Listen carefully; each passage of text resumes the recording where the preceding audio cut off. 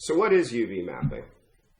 So UV mapping is actually taking a three-dimensional object and it's unfolding it into a two-dimensional piece so that you can actually put textures on it. So the way it works is when you have a 3D object, we know how a 3D object is made. It's made of 3 parts. You have your vertices, which are the points, which would be all the corners. You have your edges, which go across. And then when those edges close up, you have a polygonal face. A quad, four-sided, or if you split it, you'll hear often in video games they talk about triangles.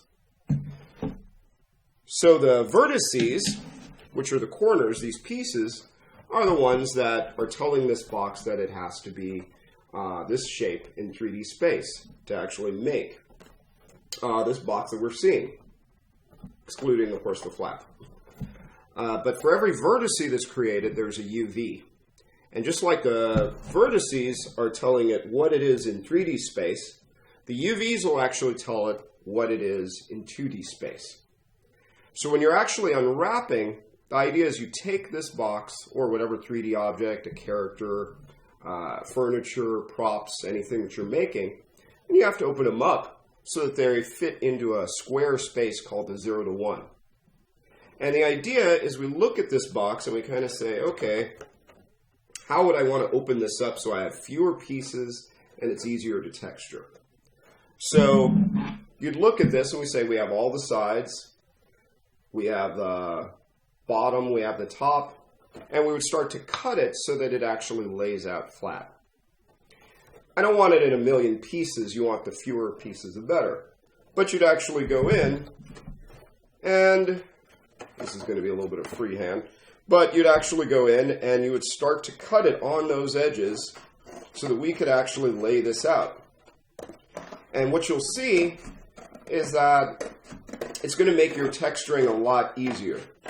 So as I go through and I start to open this up, because I can't flatten this out as it is, I actually have to cut it along these edges so that I can pull it into Photoshop, so that I can actually take it into a different program. And then I start to think, okay, how is this going to go? Oh, I'd want to cut it along here. So as you can see, it starts to open itself up. And as we do this, then it makes it a lot easier. Now, when you're making these UVs, what happens is you don't want to have distortion. You don't want to have a lot of pieces.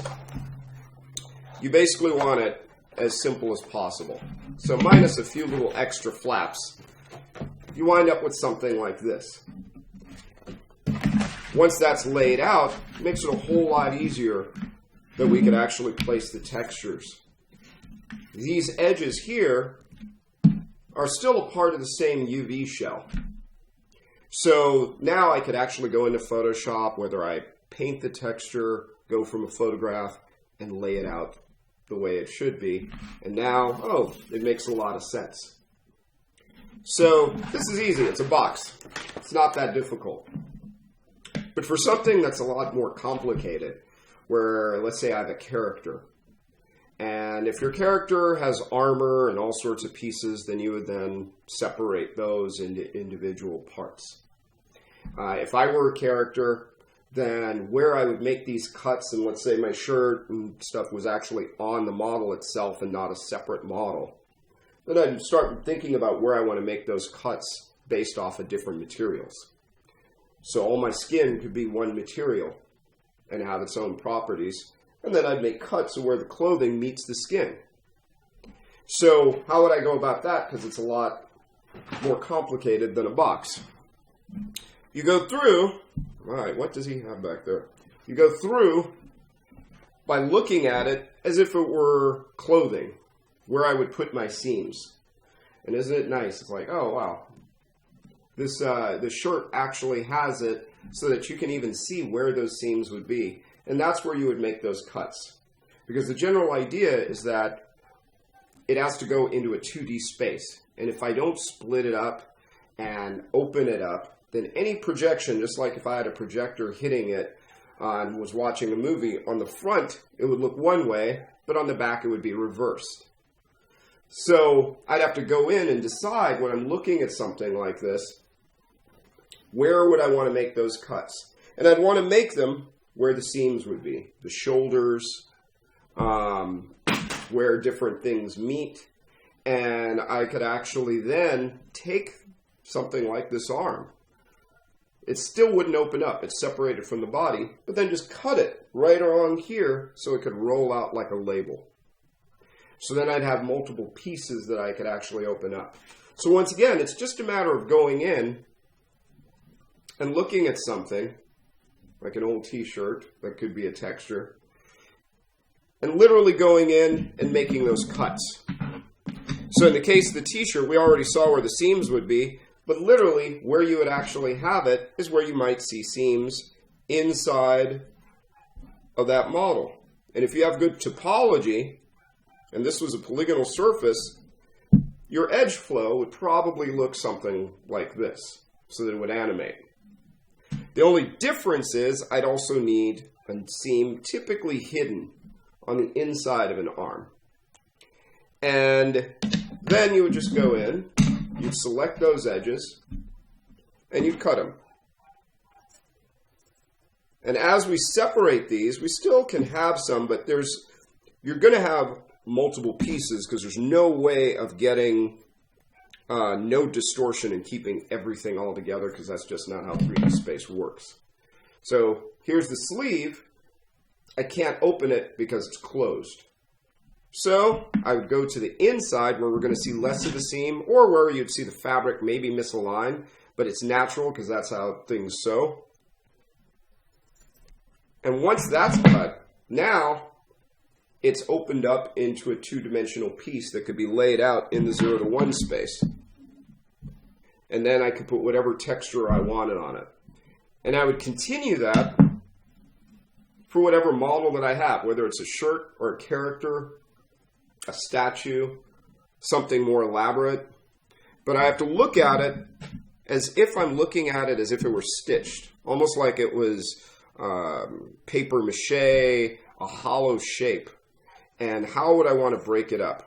Later on, when we start UV mapping and texturing more complicated things, what you'll actually see is you can break it up based off of what the material is. So then I could go in and say, well, maybe now I could just paint the arms black if that's what the shirt looked like. Maybe I could actually go in, and we see now these are starting to line up and I can get them. We now have this, and then I would break this up as well, and there's those seams again. But now I could go in and say, maybe, one thing is metal, one thing is rubber, and as you go through, I'm not going down the middle or where it's obvious and it would be hard to paint a seam out or line up a texture, where it would just be an eyesore. I put them in areas that it makes sense that when I actually cut them, that I can hide the seam or no one's going to really pay attention to it because it's natural for it to have that seam. And though I cut that bottom, the top needs to be cut too, because once again, I just can't get past the 3D space to open it up without it overlapping. But once I actually have that, now I can start to do this and have it opened up where it's not pinching and distorting the texture. If this were a UV, this would work out pretty well because I have the top and I could lay it flat without being distorted.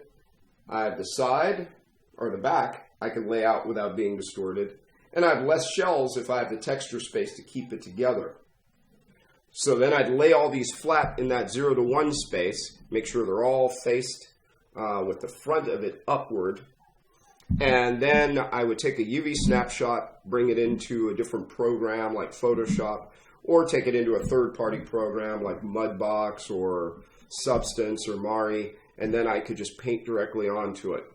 Plus, the benefit of those third-party applications is now I can also assign materials and textures just to a set of faces very easily, and then it'll spit it out as a texture that's all complete with the different details and shininess and bumpiness to the separate pieces. So that's basically how UV mapping works. When you actually look at an object, here's some tips. Number one, think of it as separate pieces, the way it's constructed. How is it made? Right? Something as simple as scissors, I can see from these scissors, I could actually get away with, oh, I'm going to have one material, which is this rubber for the handle, and then a metal material. For that, I wouldn't even have to UV map if it's not specific. Just get a nice shiny metal material and put on it.